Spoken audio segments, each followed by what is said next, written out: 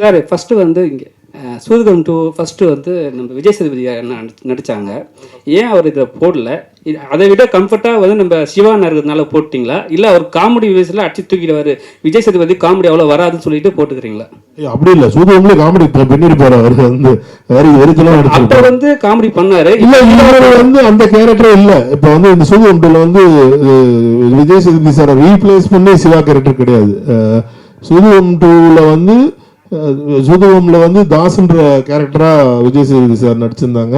சூதுகம் 2ல தாஸ்ன்ற கேரக்டரும் இருக்கு, குருநாத்ன்ற கேரக்டரும் இருக்கு. ரெண்டு கேரக்டர்ஸுமே இருக்கு அதுக்குள்ள. இது வந்து தாஸ்ன்ற கேரக்டர்ல விஜய் சேதுபதி ரீப்ளேஸ் பண்ணிட்டு விஜய் சிவா சார் நடிக்கல. His character is entirely different. அந்த யூனிவர்ஸுக்குள்ள இவரும் ஒரு கேரக்டரா உள்ள வந்திருக்காங்க. சார் ஒரு ப்ரொடியூசராக நீங்கள் ஒரு விஷயம் சொல்லுங்கள் சார். இப்போ என்னன்னா, இப்போ வந்து படத்தை ப்ரமோஷன் படத்துக்கு பண்ணிட்ட பிறகு படம் ரிலீஸ் ஆகும்போது ரிவ்யூன்னு ஒரு விஷயம் வருது சார். அது வந்து பாசிட்டிவ் நெகட்டிவ் நிறைய வருது. அது நீங்கள் எப்படி பார்க்குறீங்க? ஏன்னா இப்போ வந்து பப்ளிக் ரிவ்யூ கொடுக்குறாங்க. பப்ளிக் கொடுத்த விஷயத்த வந்து நம்ம வந்து போடக்கூடாதுன்னு சொல்கிறது யாருக்கும் உரிமை கிடையாது.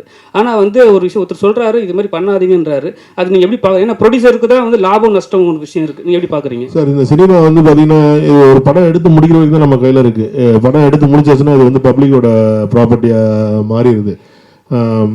ஒரு படத்தை வந்து நல்லா இருக்குன்னு சொல்லி இருக்கிற ரசிகர்கள் தான் நம்மளை இவ்வளோ பெரிய ஆளாகவும் ஆக்குறாங்க. யாருக்கோ ஒருத்தருக்கு ஒரு ஸ்டார்டம் வருது, ஒரு பட்டம் கிடைக்குது அப்படின்னாலே அது வந்து அத்தனை நாள் அவங்க நடிச்சப்போ அந்த ரசிகர்கள் பார்த்து அவங்களை கொண்டாடி அந்த அந்த அந்த ரசிகர்களோட இதுதான் நம்மளை வந்து கொண்டு வந்திருக்கு. ரெண்டாவது, இன்னைக்கு ரிவ்யூஸ்ன்றதை பார்த்துட்டீங்கன்னா, ஒரு காலத்தில் சினிமாவில் வந்து ஒரு பேப்பரில் ரிவ்யூ வரும். தினத்தந்தியில் பல மேகசின்ஸ் இருக்கும், முதல் ஆனந்தவுடன் இந்த மாதிரி மாலை இந்த மாதிரி பேப்பரில் விளம்பரம் வரும். நாங்கள் சின்ன வயசில் இருக்கிற காலத்திலலாம் பேப்பர் படிக்கிற காரணம் டீ கடைக்கு போவோம்.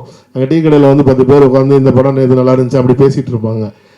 அன்னைக்கு டீ கடையில் உட்காந்து பேசுறது இன்னைக்கு ஃபேஸ்புக்லேயும் ட்விட்டர்லேயும் யூடியூப்லேயும் உட்காந்து பேசிகிட்டு இருக்காங்க. இது வந்து எவால்வேஷன் நான் பார்க்குறேன். எவால்வேஷனுக்கு எதுவுமே நம்ம அடாப்ட் ஆகணுமே தவிர அதை வந்து அப்போஸ் பண்ண முடியாது. நம்ம அப்போஸ் பண்ணணும்னு நம்ம சொன்னாலுமே அதை அப்போஸ் பண்ணவே முடியாதுன்றது தான் உண்மை யதார்த்தம். நீங்கள் கலா யதார்த்தம் என்னென்னா, யூடியூப்ல போய் யாரையும் பேசாதையோ, ட்விட்டர்ல யாரையும் போஸ்ட் பண்ணாதீங்களோ, ஃபேஸ்புக்ல யாரையும் போஸ்ட் பண்ணாதீங்களோ, வாட்ஸ்அப்ல யாரையும் ஃபார்வர்ட் பண்ணாதீங்களோ, நம்மளால கண்ட்ரோல் பண்ணவே முடியாது. இதுதான் நியூ நார்மல். இதுதான் இன்னைக்கு இருக்க உலகம். இந்த உலகத்துக்கு நம்ம அடாப்ட் ஆகிட்டா நமக்கு நல்லது. இந்த இதை வந்து நான் எதிர்த்து நிற்கிறேன் அப்படின்னா கால வெள்ளத்தில் நம்ம காணா போறோமே தவிர நம்ம வளர முடியாதுன்றது என்னோட கருத்து, என்னோட ஒப்பீனியன். நான் மற்றவங்களுக்கு போல நீங்களும் இப்படி இருங்கன்னு நான் சொல்ல விரும்பல.